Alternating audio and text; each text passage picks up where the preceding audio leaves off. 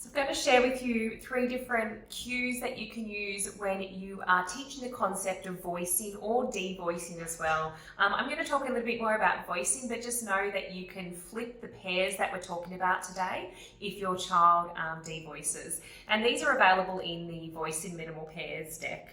So the first cue I'm going to show you, you're probably a little bit familiar with this idea. We talk about our noisy sounds and our quiet sounds. So our noisy sounds would be things like g, and our quiet sounds would be things like k. So it's really, really quiet. And sometimes if it's really hard for children to use that quiet sound and they keep on putting that noisy sound on, I might get them to whisper like a mouse or whisper and be really, really quiet like a mouse. So these are really, really nice cues to use. Sometimes I find that I need to add on, or I have to use a tactile cue, and I like to get children to feel, because when you say something like g, you can feel this buzzing or this vibration, or zzz, you can feel it in your throat.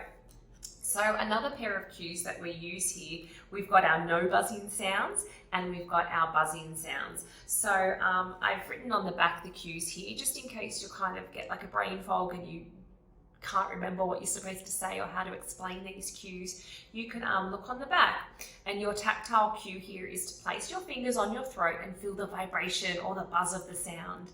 And you would say to your student, you know, something like, zzz, did you feel your buzzing sound then? And then this is our no buzzing. So if you said something like,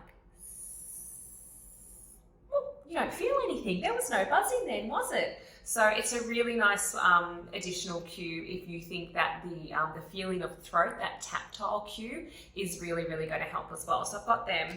And then the last one we have is we've got our voice on and our voice off. Because, you know, one of the ways that we do explain to children about voicing or devoicing is that you turn your sound box or your voice box on, or you turn it off. So you can use these cues, and we've got like a little on and off switch here. So you might say something like, oh, you know, make sure you turn your sound off when you're saying pear, you know, is one of our voice off sounds.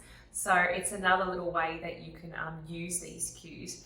If you ever get stuck, you can always look in the insert. I'm just going to let you know as well. You can always look in the insert and you can read a little bit more about the cues. And I've got all the sounds listed there, just if you're not quite sure and you don't want to teach the wrong thing.